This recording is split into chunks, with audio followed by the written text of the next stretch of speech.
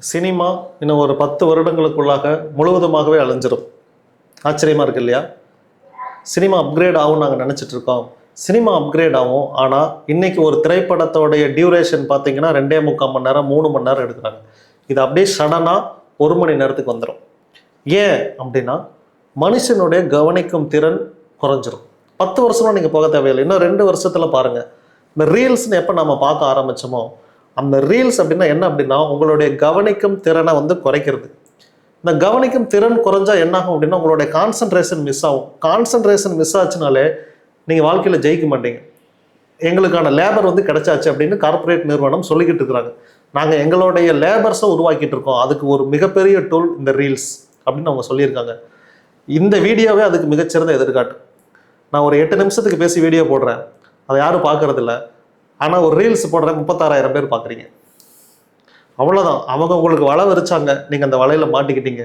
காலப்போக்கில் ஏன் சினிமாவுக்கு இத்தனை கோடி செலவு பண்ணணும், இதை சிம்பிளிஃபை பண்ணுங்கள், 50 கோடியில் படம் எடுங்க அப்படின்னு சொல்லுவாங்க. டோட்டலாக அப்படியே சினிமா உள்ளவும் அப்படியே அதெல்லாம் பாதாளத்துக்கு போகும் சினிமா. சினிமாவில் இனிமேல் யாரும் மல்டிப்ளெக்ஸ் தேட்டர் கட்டாதீங்க. நீங்கள் ஒரு 2 வருஷம் கழிச்சு பாருங்கள், இவர் சொன்னது நடந்துச்சா அப்படின்னு பாருங்கள். எஸ், இன்னைக்கு அப்படியே பறந்து விரைஞ்சிட்டு இருக்கிற இந்த சினிமா உலகம் அப்படியே சுருங்கும். 1 மணி நேரம் தான் ஷோ. ஒரு நாளைக்கு 8 ஷோ 10 ஷோ ஓட மாதிரி படம் வரும். அதுக்கு மக்கள் ஆர்வம் காட்டுவாங்க. ஷார்ட் ஃபிலிம்லேயே கொஞ்சம் எக்ஸ்பேண்ட் பண்ணிவாங்க. ஷார்ட் ஃபிலிம் ஒரு 1/4 மணி நேரம் அப்படின்னா இந்த ஃபிலிம் 1 ஹவர் போதும், இதுக்கு ஒரு டிக்கெட் அப்படின்னு சொல்லிட்டு எடுத்து ஒரு நாளைக்கு 10 காட்சிகள் போட்டு ஓட்டுவாங்க.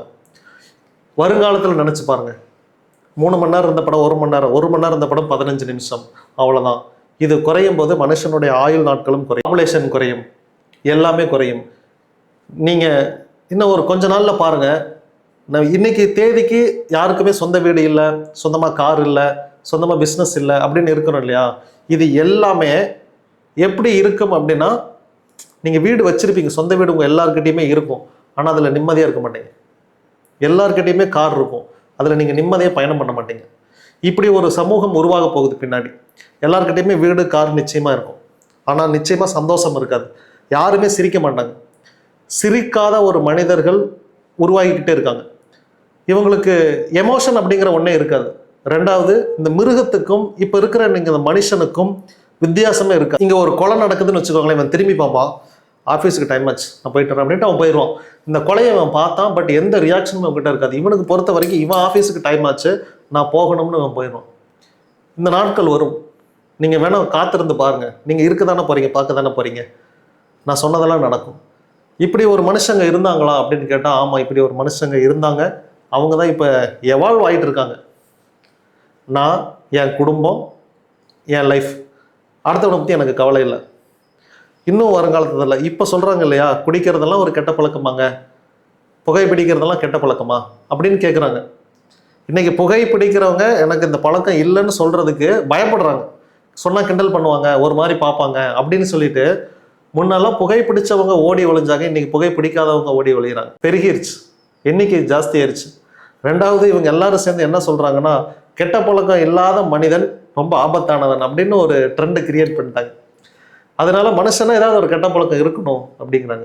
முன்னெல்லாம் நல்ல பழக்கம் இருக்கணும், கெட்ட பழக்கம் எதுவும் இருக்கக்கூடாதுன்னு சொல்லி வளர்த்தாங்க.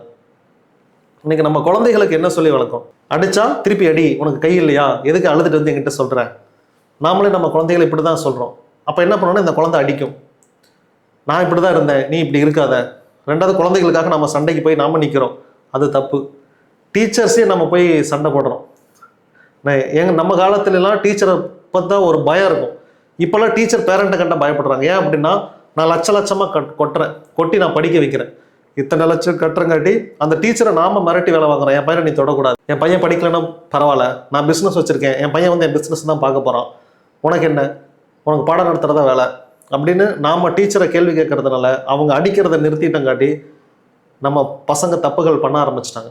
இந்த ஜெனரேஷன் வளர்ந்து, எஸ், நான் முன்ன சொன்ன கான்சன்ட்ரேஷனே இல்லாத ஒரு ஜெனரேஷன் உருவாகும். ஜென்சிலாம் விட்டுருங்க, இவங்கெல்லாம் ஜென் பீட்டாவா? அடுத்து ஜென் பீட்டாவை நீங்கள் நினச்சி பாருங்கள்.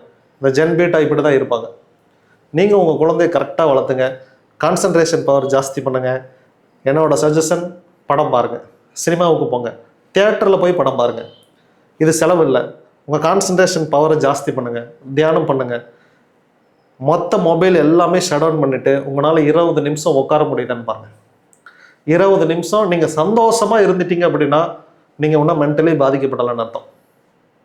ஒரு கார் எடுத்துகிட்டு நீங்கள் தனியாக ட்ராவல் பண்ணுங்கள், ஃபோன் இல்லாமல் தனியாக நீங்கள் ட்ராவல் பண்ணுங்கள். அந்த பயணம் உங்களுக்கு சுவாரஸ்யமாக இருந்துச்சுன்னா நீங்கள் இன்னும் மென்டலி பாதிக்கப்படலை அப்படின்னு அர்த்தம். கண்ணாடி முன்னாடி நின்று உங்களோட நீங்கள் பேசிக்கோங்க.